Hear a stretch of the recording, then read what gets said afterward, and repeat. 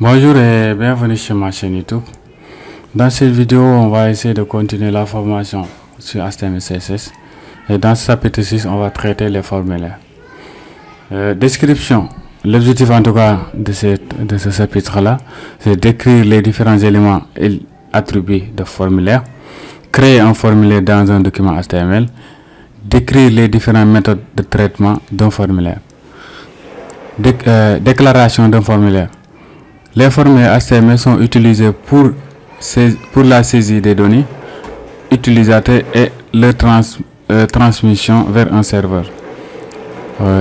Un formulaire peut contenir des éléments de type input comme les champs de texte, des caches à cocher, des boutons radius, des boutons submit et encore. Voilà, c'est comme les formulaires que vous avez actuellement. Par exemple, là, si vous vous rendez par exemple sur un site web, vous aurez ces genres d'interface là. Je vais zoomer un peu. Voilà, là c'est une saisie de données. On peut le considérer comme un formulaire. Voilà, bien vrai que celui-là, ça vous permet de vous connecter. Maintenant, pour le déclarer, déclaration de formulaire, c'est fait sauf avec l'élément form. Voilà, maintenant l'élément form a ce qu'on appelle action et méthode. Voilà, pour action, c'est la page HTML. C'est la page PHP qui va nous permettre de transmettre nos données vers notre base de données et comment dire nos données vers une base de données. Maintenant, la base de données peut trouver ailleurs. En tout cas, c'est une base de données, ça peut être un serveur qui héberge notre base de données. Maintenant, pour les méthodes, on va y revenir lorsqu'on fera la formation PHP. Il y a deux méthodes. Il y a méthode PHP, post et méthode get. Voilà, on va voir la différence après. Voilà. Maintenant, le tableau ci-dessous décrit les attributs de l'élément form. Il y a action, il y a encrypt pour indiquer l'encodage des données fournies. Par exemple, c'est pour mieux sécuriser les données qui transitent au niveau de votre serveur. Aussi, comme je l'ai dit, méthode get. Voilà, il y a une méthode get qu'on peut avoir aussi. Il y a target, vous pouvez prendre votre temps pour le lire. Maintenant, ils sont répartis en trois classes. Il y a input, champ de saisie de texte. C'est comme si on vous demandait de saisir votre nom ou de votre prénom, les différents types de boutons. Maintenant, sélectionner, c'est une liste éthérale, texte Arial, c'est zone de saisie de texte libre. C'est-à-dire si vous avez en tout cas un texte ou bien un roman à écrire, quelque chose en tout cas de vraiment long à écrire, différents données. Parce que le nom, par exemple, je donne un exemple. Si la différence entre les deux, c'est quoi? Par exemple, si on vous demande de saisir un élément, de créer un formulaire où on saisit que votre nom, là vous allez utiliser input.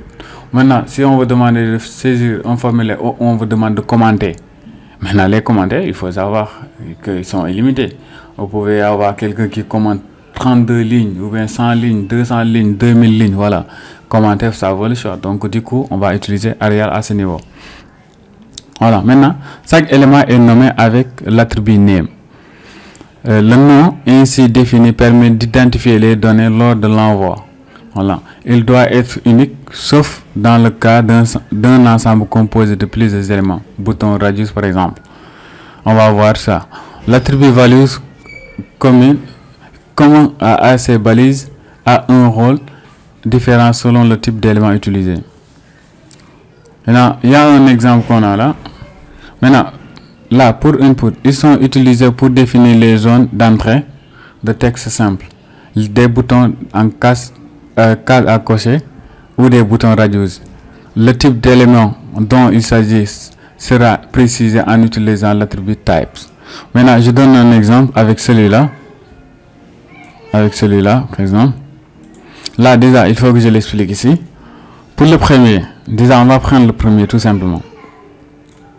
On va prendre le premier tout simplement. Je vais ouvrir mon code. Là, je fais ça. Chapitre 7. Ou bien chapitre 6, voilà. Chapitre 6. Chapitre 6.html. Voilà. Maintenant, comme d'habitude, il va falloir que je trouve mon code de base. Voilà. Voilà, maintenant là, j'ai pas besoin de ça. et j'ai pas besoin de ça. Voilà. Maintenant, si je colle celui-là, aïe, excusez-moi. Voilà. J'ai pas besoin de ça. Maintenant, je colle le code que j'avais copié tout à l'heure. Voilà, maintenant, si je le... Là, qu'est-ce qui se passe? On a dit prénom. Il sera de type input. Maintenant, type, c'est le type. Il sera de type texte. Voilà, il y a type number, on va voir tout ça ensemble. Et le name, c'est ça qui sera unique. C'est ça qui va nous permettre de différencier les données qu'on va récupérer. Maintenant, là, à ce niveau, si je compile, si je compile ça, voilà, on peut saisir par exemple notre nom. On peut saisir notre nom. Voilà.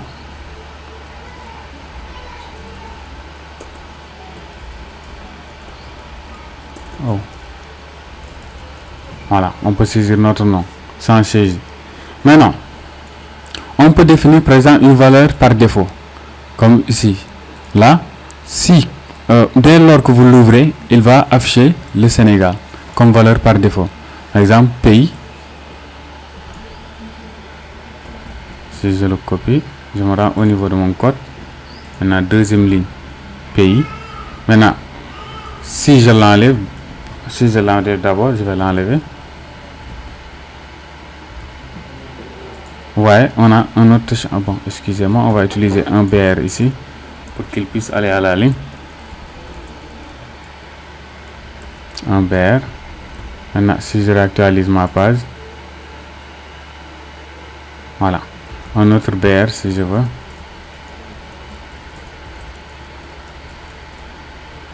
BR, voilà.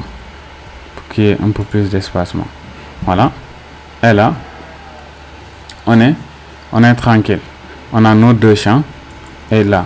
Maintenant, sauf que là, on veut avoir, par exemple, un valise par défaut. Valeur par défaut, et on va mettre Sénégal. Comme ça, il va afficher par défaut le Sénégal. Sénégal. Là, si je réactualise la page, voilà, par défaut, on a Sénégal, mais quand même, on peut le supprimer et mettre la valeur qu'on souhaite. Voilà. Ensuite, pour le mot de passe, on va utiliser type password. Parce que tout à l'heure, on avait utilisé type texte, c'est pour saisir du texte. Maintenant, type password, on peut faire ça.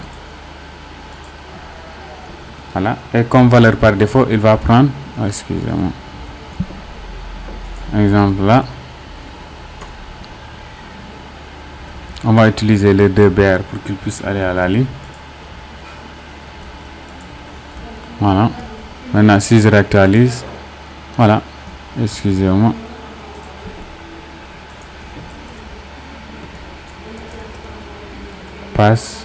Password.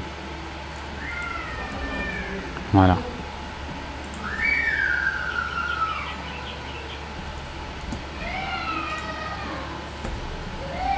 Maintenant, si je fais ça, je réactualise. Voilà. Maintenant, on peut changer notre password. Voilà. Voilà. Maintenant, si vous remarquez bien, password, pour l'afficher, vous faites ça. Vous pouvez faire ça. Ouais. C'est hyper simple. Voilà. Parce que normalement, les mots de passe, vous ne devrez pas l'afficher. Voilà. Si vous le saisissez, s'il y a quelqu'un à côté, voilà, vous ne l'affichez pas, vous le cachez pour des raisons de sécurité. Maintenant, il y a des types de boutons aussi. Il y a reset pour réinitialiser ou effacer, ou bien type submit pour envoyer. Bon, on va voir les deux.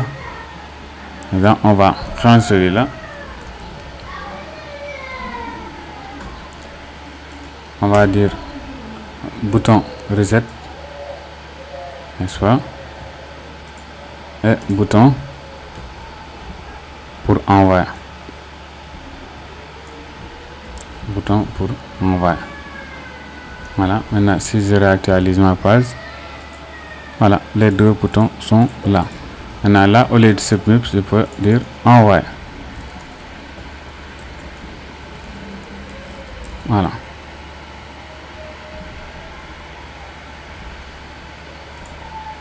Envoyer. Maintenant, si je réactualise ma page, voilà, maintenant j'ai envoyé.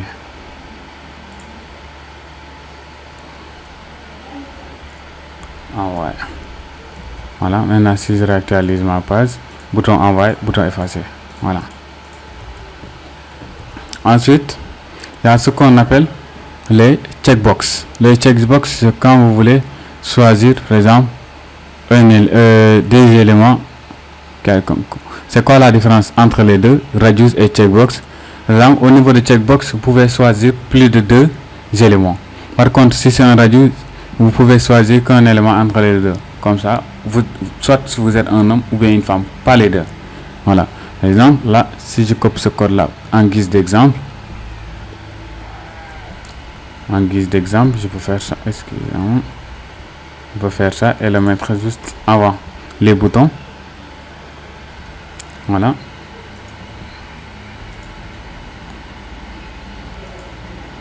Là.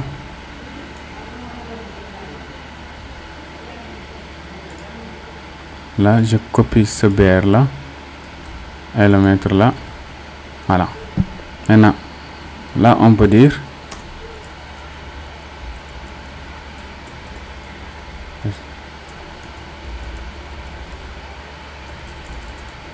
bon, je vais afficher juste ça. Voilà. Maintenant, vous avez le choix. Voilà. Maintenant, là, on a dit check parce que c'est ce check là qui nous permet, par exemple, de choisir directement Android par défaut. Maintenant, si on l'enlève, on réactualise, vous voyez, rien ne se passe. Maintenant, le check là, si on voulait sélectionner par défaut Windows Phone, on va faire check et par défaut, dès lors que vous ouvrez la page, c'est Windows Phone qui est, voilà, qui est sélectionné par défaut. On va laisser comme ça. Ensuite, le dernier cas où, par exemple, on doit choisir que l'un des deux choix. Exemple là. Excusez-moi, je vais pas copier. Voilà, c'est bon. Maintenant, je colle. Maintenant là, qu'est-ce qui se passe? Vous pouvez choisir que l'un des solutions. C'est-à-dire, soit vous êtes un homme ou bien une femme. Voilà, soit un homme ou bien une femme. Vous pouvez pas choisir les deux. Parce que et là, on a dit, on check homme, femme par défaut. Mais nous, on veut pas ça. On veut check femme. On sélectionne femme par homme par défaut, masculin. Voilà. Et là, par défaut, si je réactualise la page, par défaut, l'homme masculin est choisi. Voilà, on pouvait dire femme, et là, homme. Rien ne nous empêche de faire ça aussi. Et si je réactualise, voilà, mais homme est choisi. Maintenant, vous pouvez faire envoyer ou voilà, ne pas envoyer. Maintenant, je vais faire un BR, là aussi pour avoir de l'espacement entre mes boutons et voilà. Voilà, on est bien. Maintenant, on a un petit formulaire qui est là. Voilà, c'est parfait. Ensuite, il y a le texte Arial qui nous permet vraiment de saisir beaucoup plus de texte. Voilà, maintenant là, on peut le sélectionner comme ça. Voilà. Et on va le mettre là. Utilisez toujours des BR pour qu'il puisse aller à la ligne. Voilà. Maintenant, si je réactualise ma page, voilà, j'ai un sans long. Maintenant là, il affiche un message là. Ce message là, j'ai pas besoin. Voilà. Donc ce que je veux, c'est quoi? C'est ça, juste ça.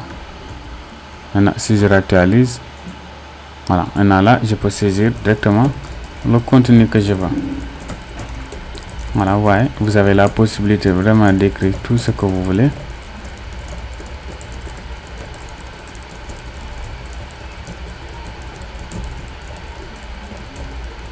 Voilà, c'est ça que je voulais vous faire remarquer.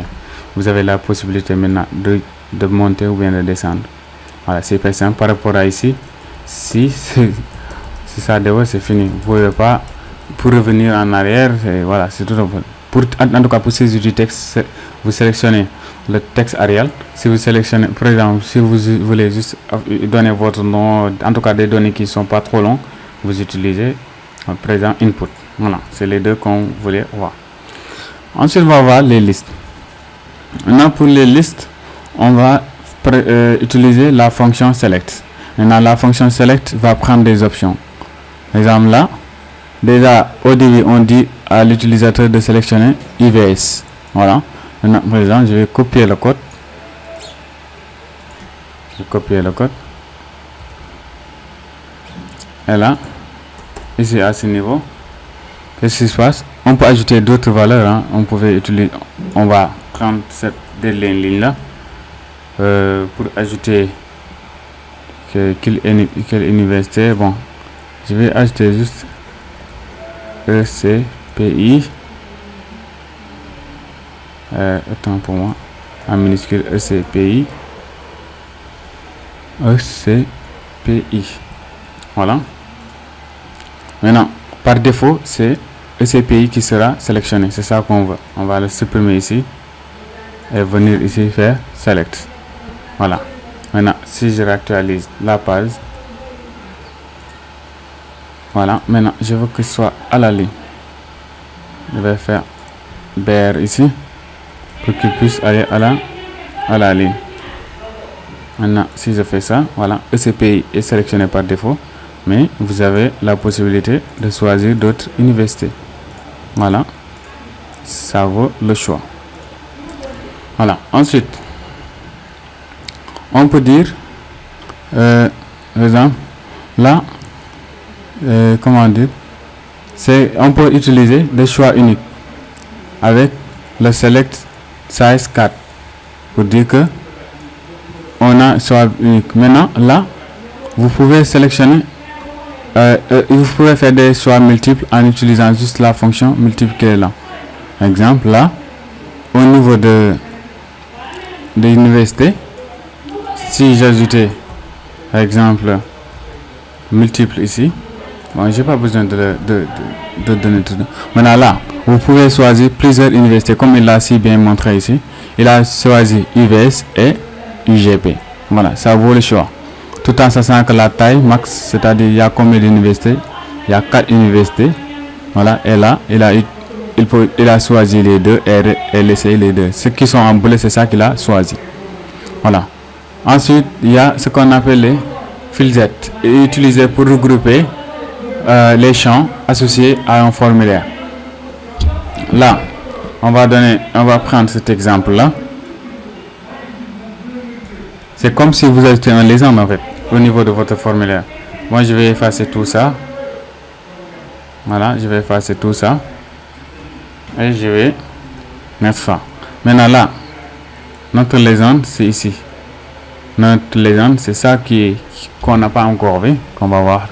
Maintenant là, si je réactualise la page, vous voyez, il va dire information personnelle et il va demander mon nom et mon prénom. Et là, il a défini des valeurs par défaut. Les valeurs par défaut, c'est ici. On peut les supprimer si on veut. Voilà. Si on veut, on peut les supprimer. Et là, si je réactualise, là aussi, au lieu de soumettre, je vais dire envoyer. Envoyer. Voilà, si je réactualise la page. Voilà, là. J'ai pas la page HTML. Comment dire, la page HTML qui est là. Vu que j'ai pas encore créé la page HTML, je vais me remplacer par JS, comme ça si je clique rien ne se passe. Voilà, si je réactualise maintenant, si je clique rien ne se passe. Voilà, rien ne se passe parce que il n'envoie pas les données, parce que dès que vous appelez la page, vous cliquez sur envoyer, il va essayer d'envoyer les données. Or on n'a pas un serveur qui est disponible ou bien une page HTML qui traite les données. Voilà, on n'a pas encore fait ça, on le fera en tout cas. Si vous, voilà, au niveau de la chaîne YouTube, ne vous inquiétez pas. Maintenant, Youssou Djemé, par exemple. Voilà, ici Djemé. Et je clique sur envoyer. Bon, pour le moment, rien ne se passe, c'est naturel parce qu'on n'a pas traité ce cas-là. Ensuite, il y a ce qu'on appelle les types cas-là. Par exemple, si vous voulez choisir des couleurs, c'est comme dans les magasins. Par exemple, vous avez, par exemple, une boutique en ligne, par exemple, et que vos clients, vous voulez qu'ils choisissent, par exemple, quelle tenue il veut commander, parce que vous avez beaucoup de modèles. Maintenant, la couleur, vous pouvez utiliser celui-là pour pouvoir le gérer. Par exemple, vous demandez à l'utilisateur, après avoir saisi toutes ces informations, là, de choisir la couleur qu'il veut. Voilà, maintenant, excusez-moi. Là, je vais faire BR pour qu'il puisse aller à la ligne comme d'habitude. Voilà, la décoration aussi, c'est important. Maintenant, si je réactualise la page web, oh, qu'est-ce que j'ai fait là? Voilà, maintenant là, je peux sélectionner la couleur que je veux. Voilà, c'est à vous de voir quelle couleur vous voulez utiliser et c'est OK. Maintenant, vous lui direz que le t-shirt ou bien le sac que je veux commander, il sera cette couleur là, et lui ou bien elle va prendre le modèle exact et vous l'imprimer et vous l'aurez. En tout cas, vous aurez la même couleur sans problème. On va voir maintenant les dates. Maintenant, les dates, c'est quand on vous demande de donner votre date de naissance, ainsi de suite. Là, on peut le mettre juste après le nom et le prénom, comme ça. En haut, tout en haut, là. Après avoir donné le nom et le nom là, on peut donner, par exemple, on va dire date de naissance. Voilà, et on va utiliser un BR pour aller à la ligne. Voilà, on est tranquille maintenant. Si je réactualise la page, voilà, maintenant il peut choisir par rapport au calendrier, faire ça directement, prendre une année. Par exemple, il est en 93, ou bien en tout cas ça dépend de lui. Bon, je vais rester à 2000. Maintenant, quel mois? Novembre. Par exemple, je vais faire 6 novembre. 6-11-2000. Voilà, et il peut changer de date comme il veut. Voilà, c'est un calendrier. Pour venir à jour, il peut juste se dire, il va cliquer juste aujourd'hui, il va l'afficher la date d'aujourd'hui. C'est hyper simple à utiliser. Voilà. Et maintenant, là, on va dire les traitements. On va faire pour les traitements. Il s'agit de récupérer les données saisies par l'utilisateur et de les traiter. Maintenant, il y a 3 types de techniques. Utiliser un programme côté serveur PHP, ce qui est plus utilisé d'ailleurs même, ou bien utiliser un script codé client, ce qui permet de réaliser de petites applications simples sans interaction avec le serveur. On a un exemple avec JavaScript. Maintenant, un exemple aussi que vous pouvez avoir avec expédier les données par un mail. Le serveur mail est requis. Un exemple qu'on a là. Voilà. Par exemple, là, on demande toutes les informations saisies de l'envoyer au niveau du mail qui est Mailto. En tout cas, c'est votre mail à vous. Vous allez mettre là. Après Mailto, vous allez donner votre mail. Par exemple, si c'était mon mail, ousmane.dom@gmail.com.fr ou bien .com. Voilà. Maintenant, méthode utilisée, ça peut être post ou guest. Maintenant, là, il a utilisé post. Voilà. Maintenant, dans ce cours, comme dans les autres, dans ce cours, nous avons pu après à utiliser HTML pour décrire le contenu page web. On a décrit la présentation du document. On a décrit comme Dramware. Oh, bon, nous, on n'a pas utilisé Dramware, mais plutôt VMware. Voilà, merci, c'est la fin de la formation. Maintenant, si cette partie HTML là vous a plu, n'hésitez pas à liker les gars, à s'abonner. Et si vous voulez un projet réel et concret sur une application web, c'est-à-dire un page web, vous allez me le mettre au niveau des commentaires. Comme ça, vous allez me proposer un site web statique, bien sûr. Vous allez me le proposer, on va le faire ensemble, les gars. Vous allez me rejoindre sur Telegram, sur Instagram ou bien sur Facebook. Mais je préfère les deux, soit sur Instagram ou Telegram. Voilà, maintenant, si vous me rejoignez là-bas, vous me donnez, par exemple, un petit, en tout cas, l'interface que vous souhaitez avoir.